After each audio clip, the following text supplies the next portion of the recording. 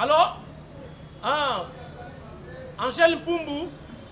Ah oui, mère, Nakomi. Vous savez qu'il y a une agence Melchi Fret. Oui, International Shipping. Oui, Nakomi, mais na habité. Eh, au Tchèque, sur la 4. Mais est-ce qu'il y a un temps au Tchèque qui a siko, là, c'est commis déjà? Aussi message. Mais oui, États-Unis, c'est quand même. Mais oui, Nakomi, Namonia, on a avenue Kassavubu 51-51. Na Kassavubu, oui. Bon, Nathan, ce qui est commis, parce que je doute fort aux États-Unis, il y a dans musique. C'est bon, mère. Oui, on a commis ça. On a commis agence Melchi Fret. Ouais, International Shipping. Ok. C'est un Natala, c'est un Natala. On a commis. Ouais, c'est bon. Ok, on a commis. Voilà, enfin, la commis. Oui, ah, bonjour mon frère. Bonjour, merci. Ah, vous allez bien? Ouais, bah, tu dis que vous avez valise dans la mou awa, na yeki soki awa ndé be. Valise non. Yango ko vérifier na kati. Donc on se. Ah. OK. Soki yango ndinga tindela kyango. Désormais, Melchi Fret International Shipping et que sa solution na ba Congolais nyonso dans les États-Unis d'Amérique, bolingi botinda biloko na bino awa, ba colis, ba conteneur, tout ce que vous voulez.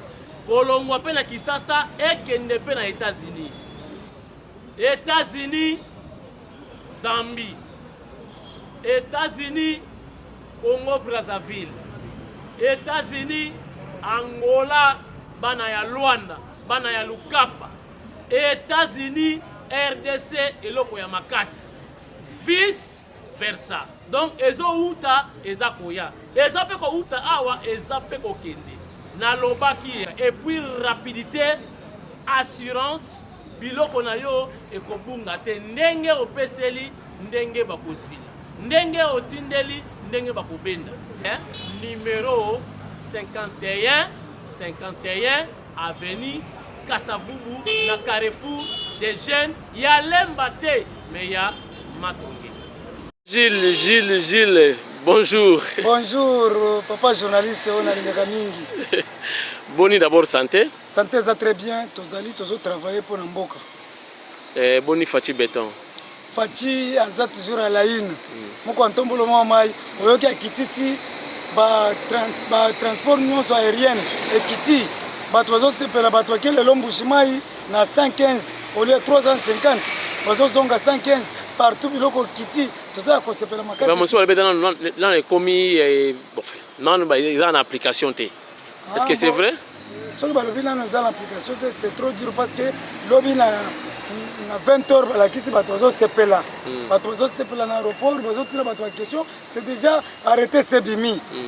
Oyo mukonzi alobaka c'est salami c'est fini et c'est kei ko changer tout. D'ailleurs ba pesi 48 heures pour na biloko kolia ekita. 48 heures. 48 heures. Siko soko ekitite. Te tokosala tout parce que biloko fait kita ba soso seye biloko seye ba mpiodi, il faut ba toilia. La vente enfamée na point d'oreille, toujours qu'il y a une élection. Alors dans l'élection il faut vendre à bateau et c'est la cotonda. OK. Outaki bandundu sikoyo na kibato c'est la bien na kota ba mende o malanga lobi Fachi Béton yaka na ona Kabelio province ya Sankuru. Merci beaucoup. Yako renye na yo. Merci beaucoup. Touti bandundu toza ko sepela parce que maman mananina Kiumba a récupéré yena papa mboso va récupérer déjà bandundu bien affilé. Ah tozo kende vers Sankuru ba ko sepela. Papa Mende Mende za ko sepela parce que ça na union sacrée. Bana nyonso bana ya Sankuru il faut bazela biso à bras ouverts. Mende azana kati ya union sacrée. Ba toza kuna pelé ba ko ziamba biso à bras ouverts. Tindika président Jules bazo kita ba yebi déjà parce que président fédéral Nabiso a déjà train en marche. Ah, donc va préparer le terrain. Va préparer déjà parce que va bengingai. Mobilisation za makasi ko kita to kita yo moko komona. Donc kuna teknolojia epongala jese. Epongala jese. Tokolia loso na pondu. Na pondu kitoko makasi. Bafuta mbila. Tokobeta 10 jours. Bafuta mbila. Bana kili baza ko sepela. Tozo ya.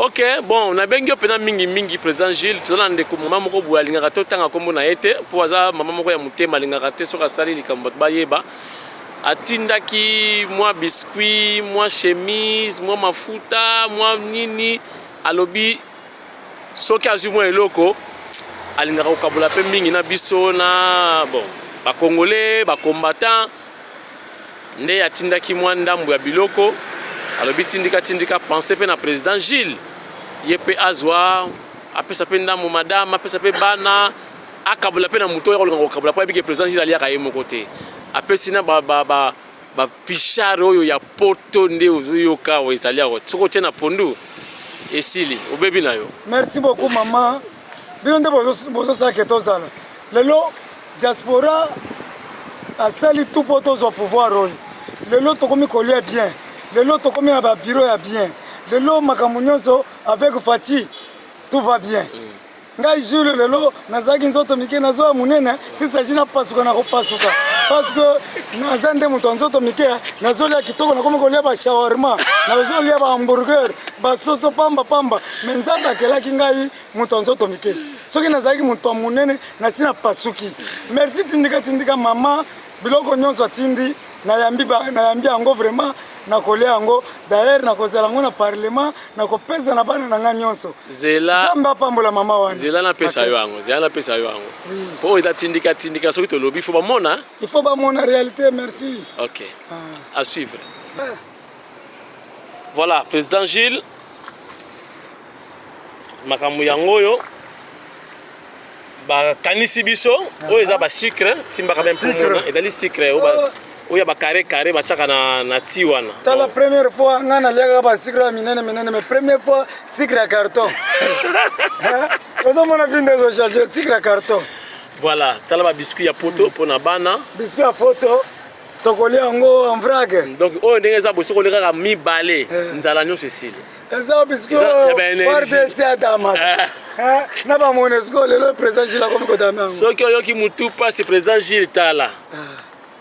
Moto pasi na komela yango wana otena kata verre mala moko izali fwa pona Fati beston to kosieta lelo to komela bakisa kitoko tozo mela ba secret oya ba boîte tala pulchar ya tomate merci mukwanto molo mai nga jour na komekola pulchar oyo ba farde se baliaka eza sengote donc mukwanto molo mai wakarinda soko seka na matembelo bena pondu mukili kufi merci na kote na pondu Fati c'est un échantillon tala sikoyo Fati le grand mukishi tala sikoyo miliki Nestlé sikoyo ya kabakata yango na mela nanga ba biloko yespira mesiko ya mai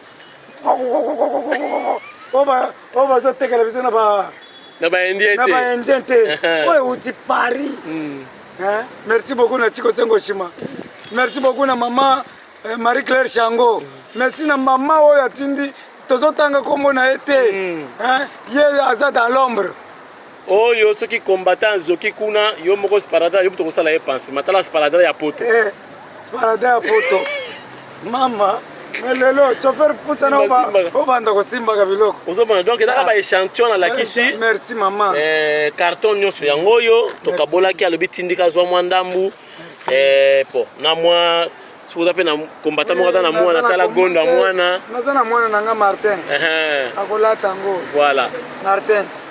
Donc on appelle sur un cadre symbolique, mais nyonso tout y est ici. Donc bilamba, amokoto, tala nesqui. Oh pena yo mokoji, tala nesqui. Nesqui. Oyo so balbaka nesqui. Tokomikola nesqui. Merci. Zama pambola bino bala poto. Voilà. Ozo sala ke tozala. OK. Donc yo zom sala. Comme ça chauffeur amemela yo. Donc zawana na ba sentir. Na biloko ebele. Carton mobimba. Allez, papa chauffeur. Yo mema ngolongola ngona mutuka na ngai. Ba benda mema tokende. Merci beaucoup na Félix Antoine Tshisekedi Tshilombo muko Antongo. Moi mai. Na mutuka. Voilà. Merci. Gilles. OK. Nadokanga. OK, merci beaucoup. Bye. Merci.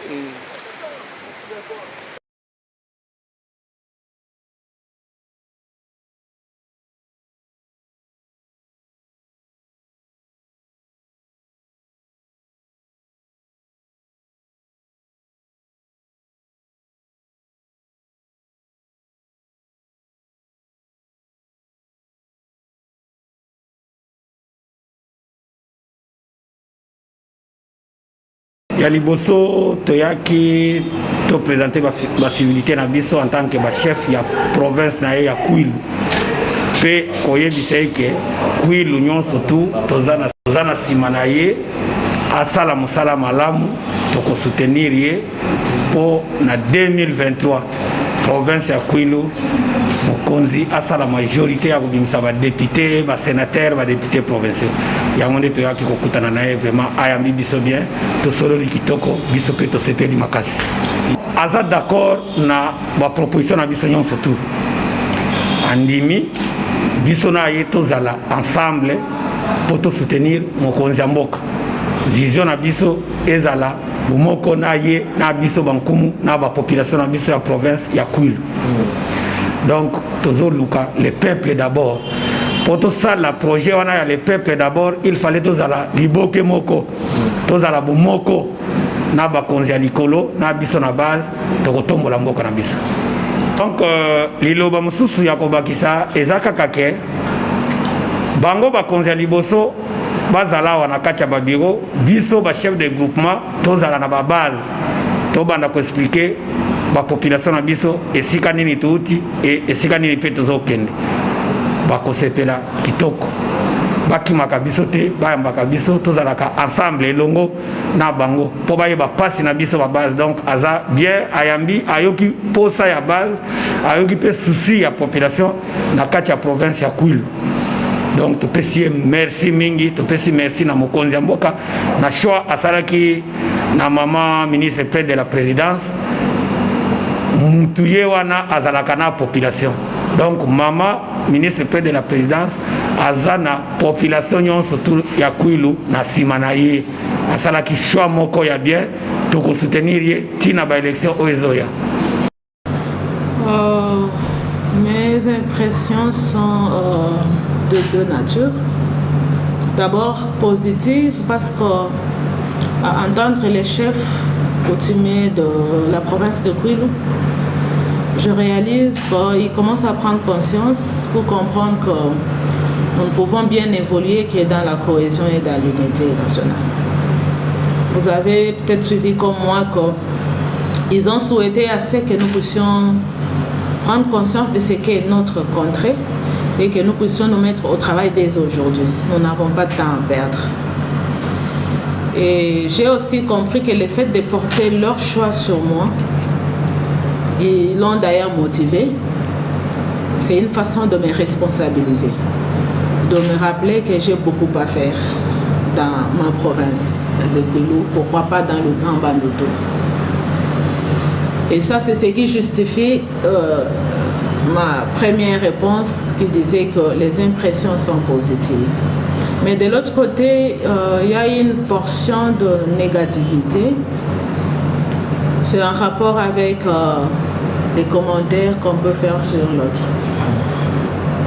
Des commentaires qui vont dans le sens de limiter certains et puis de promouvoir d'autres. Je ne milite pas dans cette voie-là. Je suis de ceux qui pensent que nous devons apprendre à mettre tout le monde, à responsabiliser tout le monde.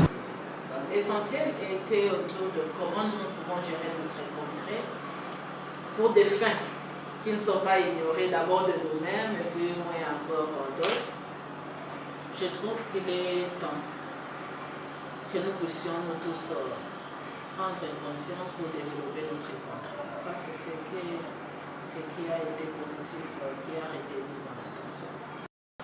Je suis contente d'observer, de vivre qu'il y a des gens qui peuvent compter sur nous.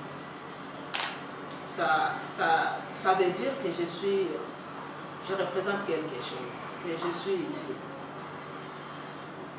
Mais aussi, c'est une lourde responsabilité. C'est une charge que des notables, de vieilles personnes, des sages personnes s'humilient et comptent sur nous. Ce n'est pas des fleurs à ramasser gratuitement. C'est une lourde responsabilité qui implique que je dois revoir ma façon de travailler et d'être. Peut-être que je ne travaille pas encore assez. que je dois ne pas oublier qu'il y a tout un peuple qui compte sur moi. Et que je dois donner le meilleur de moi-même pour faire le peu que je peux faire. Pour l'intérêt d'abord de cette population qui fait partie du peuple d'abord et aussi pour la population dans son ensemble. Bon, ezoyinda mabe, boza na tindika télévision, o bozomona oyo Bayombe Bas-Fleuve, comité né Congo Bas-Fleuve, IDPS Bar Tshisekedi.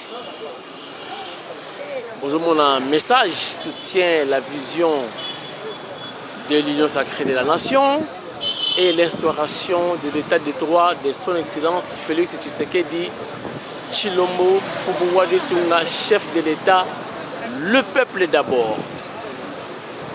Biso tout le monde Congo, mais ngana en tant que journaliste parce que on est makamboka ya bata Bas-Fleuve, donc baniati londa ndenge bazaliawa. On est ba grand prêtre Basimbi IDPS ne Congo Bas-Fleuve. Donc dans Lemba Christophe Niati Londa leader. On doit préparer terrain pour la lobby. Après Boloba, oh, Batouba tricher, oh, Boyna Boy. IDPS se prépare déjà. Bino, Bozolala. Tout c'est pas, il y a Nana Manoyi n'a pas Azui. Fondation Naye Mobimba. APC Yango na IDPS. Donc, ba membre de la Fondation Naye Bakombi d'office. Ba adhérent na IDPS. Lobby, Bocha Makeleti.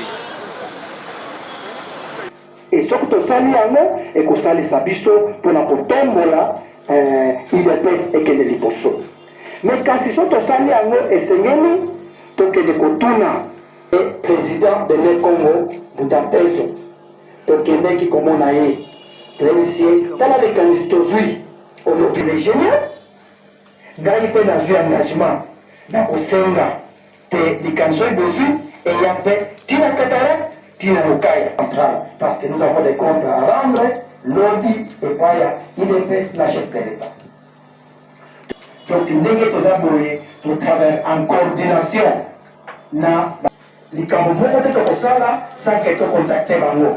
Au moins akitango secrétaire général akiti pour installer ba comité fédéral biso noski nos elekaki kitoko makasi pour na kolaksa ke oyo tosalaki tolingi totombo la partie na biso oyo tosalaki tolingi te résultat emonana na élection soki nzambe alingi nakanisi kokomona résultat ekozala mpe kitoko parce que bandeko nyonso oyo bafundaka na Kinshasa qui sont représentés dans le secteur bakoki oyo ezali komona esangisi biso lelo kasi lelo tokokisi inane ezali esengo monene ezali esengo monene pote tosali mwa mérite ebele tukipe bapatriarche na biso et tous les autres fédérations, les deux autres fédérations tosanganaki awa na ebandeli ya mbula mpona kosala échange de vin lelo tosangani lisusu mpona kofete anniversaire na biso. Donc voilà tant eza moke na mokuse oyo napesi comme historique boyeba ndenge nini tobandaki esika tokomi mpe ndenge tozali kotambola ti lelo. Merci beaucoup. Bakasa ku bango moko donc liste eza molai et grâce à eux Congo ezala indépendant yango biso mpe badescendant na bango tozo continuer toujours bitumba ya kodefendre le Congo et ce qu'on a ngai eza ke bande Congo bazosangana ndenge nalobaka la fois passé kosangana na biso tozala bit be moko il faut tosala remontada. Remontada c'est par rapport à l'élection de 2018 eza likambo kotyama na monoko te tosalaki yombo kobanda na fédération oyo nazokamba ya funa et puis memiti na Congo central. Alors que les Congo, par nature, pas la politique. Il y a des choses à Makila. Tout faut s'arrêter, c'est naturel. En 2023, comme je pousse là, il faut voir ça, bakongo batomboki. Donc banaka na funa ti na mwanda il faut pas sentir que l'homme bâtiment se soit aligné.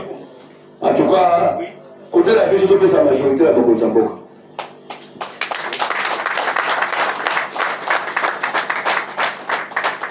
J'ai confiance. Surtout que biso nous contrôler le pays. Tout ça n'a rien à pouvoir. Si tout à fait victime à complot, et national et international, si vous le lot avec Fachi Beton, en tout cas, Mataka la podium, Betaïmba Binande. Vous connaissez pas trop, quand vous avez podium, vous n'avez de la RDC. Tout le monde, le matin, il devait se musique,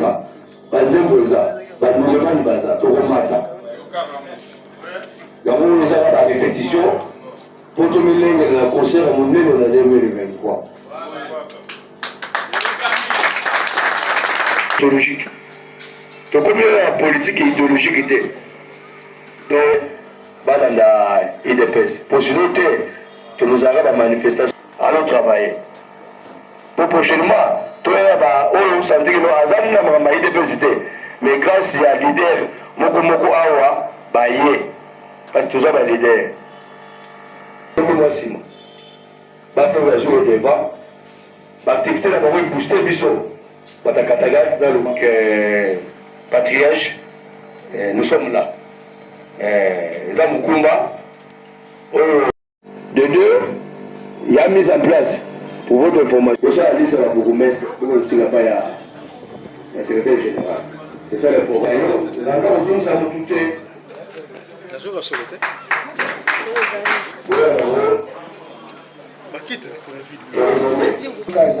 Azalite. Boma. Butalongo.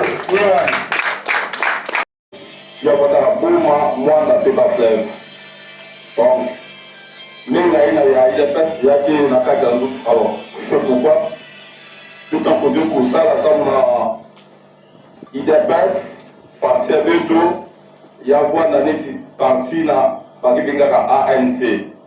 Comme le pouvoir, il y a comment peut-être il y a peut-être Congo, malgré peut-être Kinshasa, peut-être la campagne qui est na Boma, na Lukaya, na Bazamon passé par là.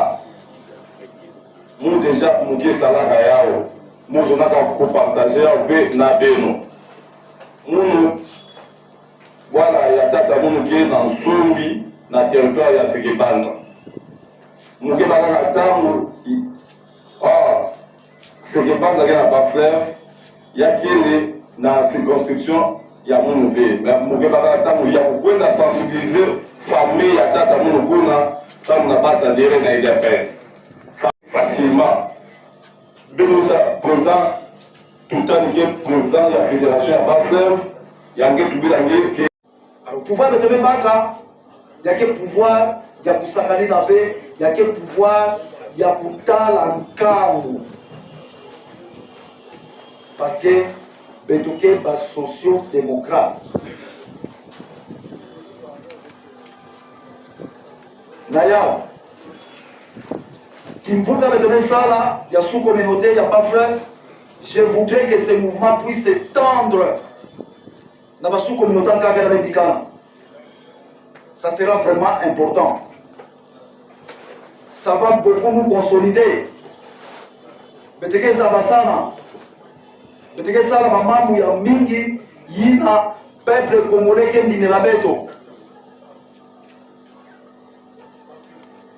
Beno mafumo kana kutumira beto, beno sala kisalu kuna na iti. Kuna beto kele, c'est bien. Vila matadi yake bwana Mosi kena ba montagne mingi. Beto kena kodaka maison par maison. Beto na kwendaka kusala mwaba pour recruter parce que on ne peut pas accepter que dans Matadi Beto Poutana Mambo, Beto Poutana va passer. Et c'est comme cela. Beto Bossi Bafungwa parti. Beto Bika Lunangu. Parce que la politique commence d'abord par chez soi. Na kata Inzo. Na quartier de Rwanda. Na bisika de Sadilaka. Il faut qu'on vous témoigne. Quand on a un témoignage de Mosaïmbi, c'est-à-dire qu'il y a déjà un candidat de moins au sein du parti. Et c'est maintenant. Voilà, est-ce que réunion bozoyoka awa, boyoki chiluba awa? Réunion et bomunyo, boyoki chiluba. Donc c'est la preuve que l'IDPS est le parti national. Boyoki Yombe, boyoki Congo à l'État. Donc il a le parti à Congolais nyonso. Oh donc ba fleuve ya pama. Donc biso bantande kuto atoza invité té. Bandibu baza invité té. Donc cataracte lukaya baza invité té. Oh ba fleuve ya pamba. Mais to boni présence il y a conseiller Ntezo. Conseiller chef de l'État, il est invité particulièrement na ndenge na bango. Ya dali mutu ya mbanza ngungu. Makila ya kimbangu. Na sali vidéo au point de Sabino Karake, beaucoup de makamling ezakoya. Nana Manouani na Kiumba ministre près le président a joué association na ye. A politique, a commissi ba adhérent na ye, ba membre, ba comme ba politique pour ba adhérer na IDPS. Mutu abandon. Awa boyoki kiyombe ba Congo, ba taba fleuve. Match sili. Ba do préparer pour la lobby. Bolo ba lisusu te oh. Nana silisi. Tindika kei.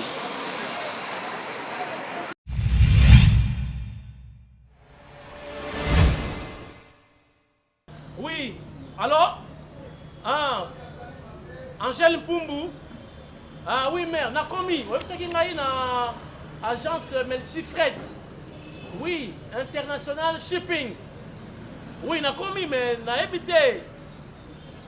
Au Tchèque, sur la carte. Mais est-ce qu'il y a un temps où tu as dit commis déjà? Aussi message. Mais oui, États-Unis, c'est quand même. Mais oui, na commis, na monia wana avenue Kassavubu 51. Na Kassavubu, oui. Bon, Nathan a ce qui est commis parce que je doute fort les États-Unis, il y a dans Moussika. C'est bon, mère. Ouais, na commis place ça, on a pas commis agence Melchi Fret. Ouais, international shipping. Ok. Zianatala. Na commis. Ouais, na Lokota, c'est bon. Ok, na commis. Voilà, enfin, na commis. Oui, ah, bonjour mon frère. Bonjour, merci. Ah, vous allez bien? Ouais, bah, tu as valise dans la awa, na yeki soki awa ndé. Valise là, yango on vient faire en partie. Donc on se retourner ceux qui ont de la Kiaou. Désormais, Melchi Fret International Shipping et que sa solution na ba Congolais nyonso dans les États-Unis d'Amérique. Bolingi botinda biloko na bino awa ba colis, ba conteneur, tout ce que vous voulez. Kolongwa pe na Kisasa et kende pe na États-Unis. États-Unis, Zambie. États-Unis, Congo Brazzaville. États-Unis, Angola, bana ya Luanda, bana ya Lukapa. États-Unis, RDC et loko ya Makasi. Vice versa. Donc ezo uta ezakoya. Ezape ko uta awa ezape ko kende. Na lobaki et puis rapidité, assurance, biloko na yo ekobunga te ndenge opeseli ndenge bakozwili. Ndenge otindeli ndenge bakobenda. Numéro 51 avenue Kassavubu na Carrefour des jeunes, ya lemba te mais ya matonge.